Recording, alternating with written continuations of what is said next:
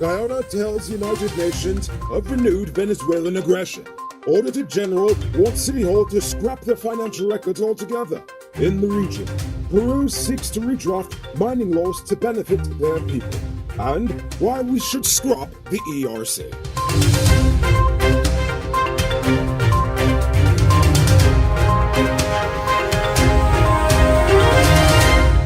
I am Noriko Bulford, and welcome to tonight's edition of Uncut News.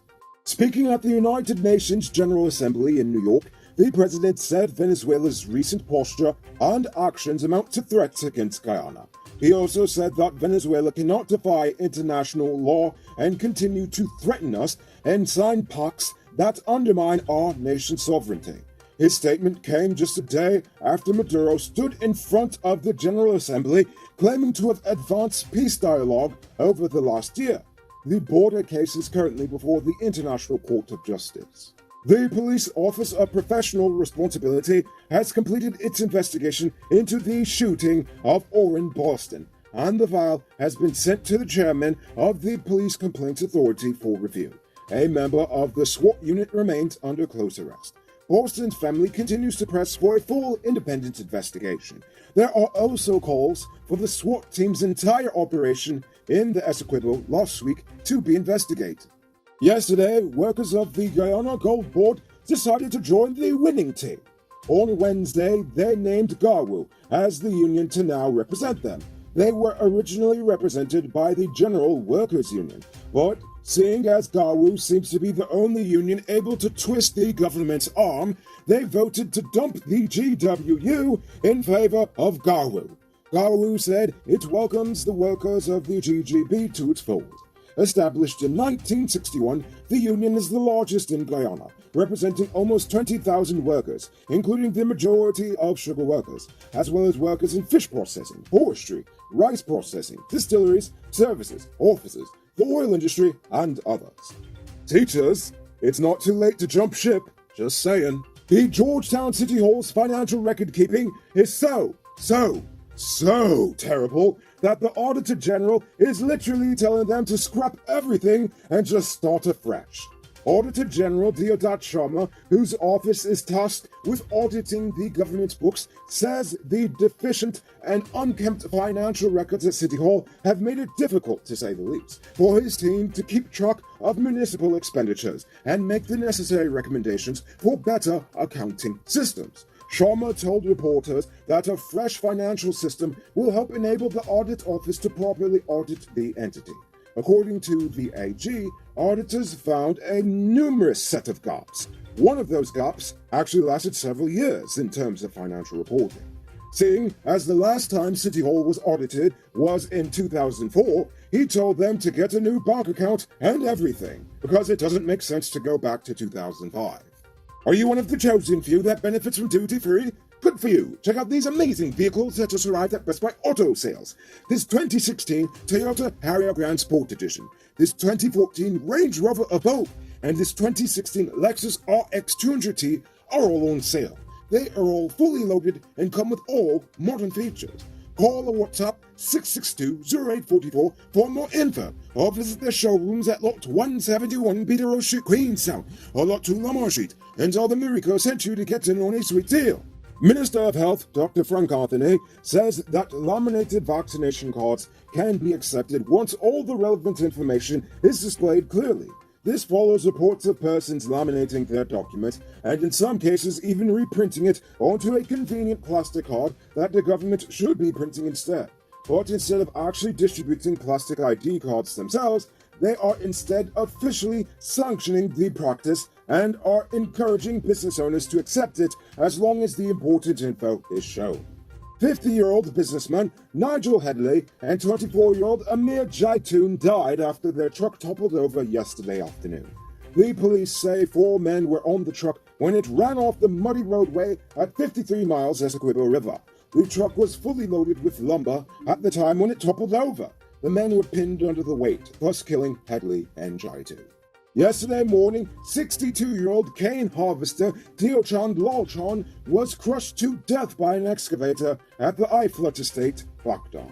At around 10:30 a.m., Lalchand was picking up cane when the machine reversed on him, fatally crushing him in the process. The excavator operator is currently in police custody.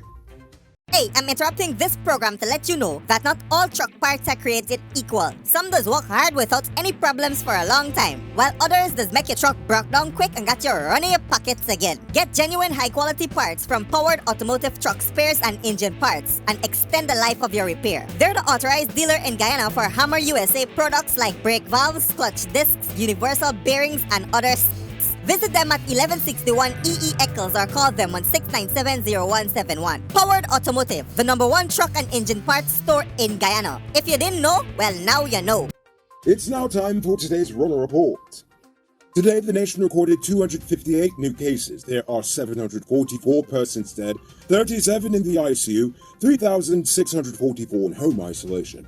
And the total number of confirmed cases around the nation now stands at 30,444.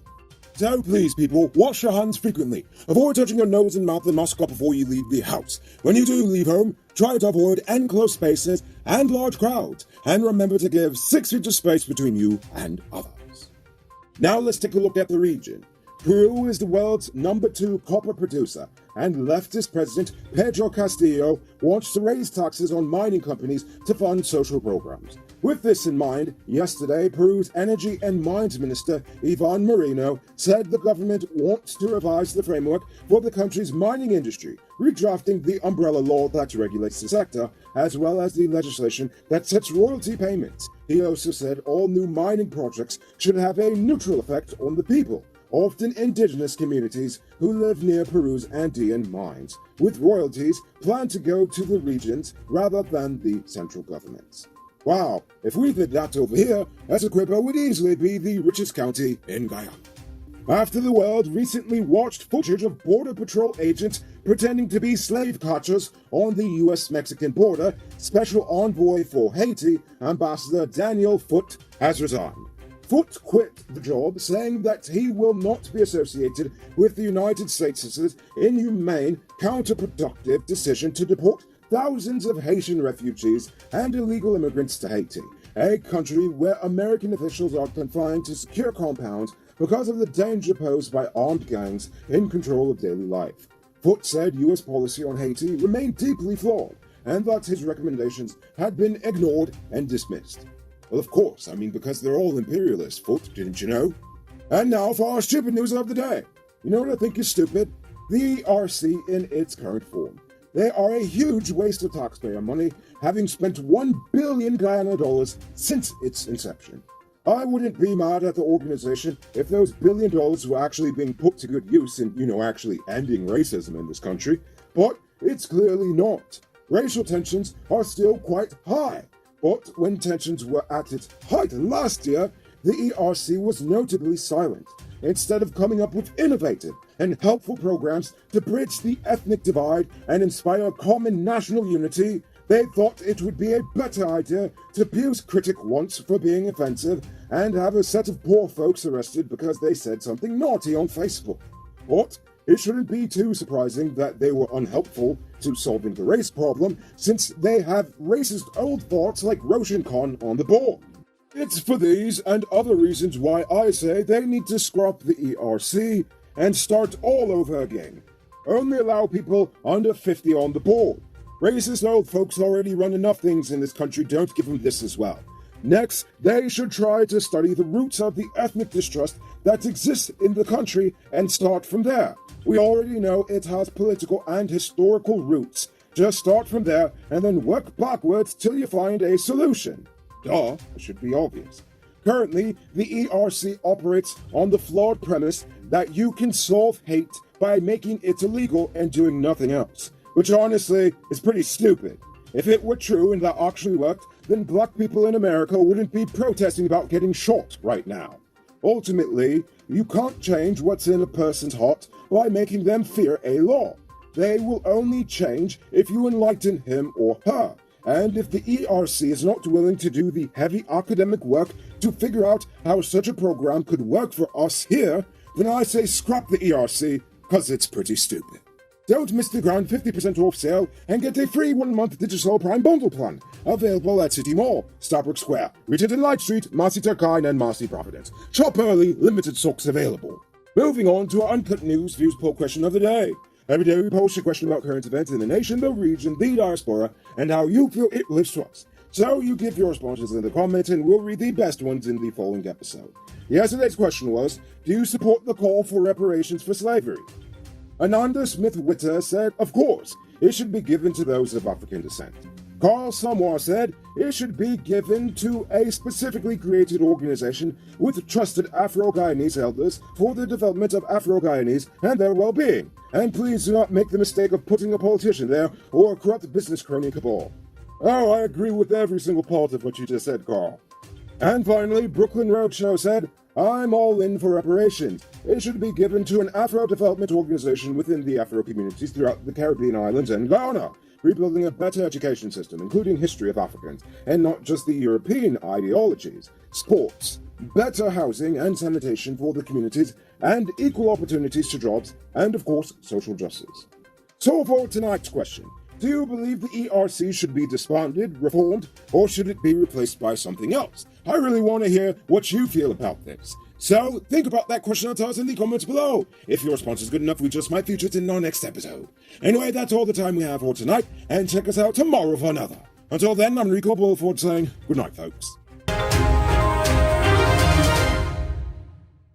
Hey Uncut News viewers, thanks for watching. You can subscribe by clicking on this button over here, or click over there for more news. You can also drop a comment to let me know if you've made it to the end of the video. Goodbye for now.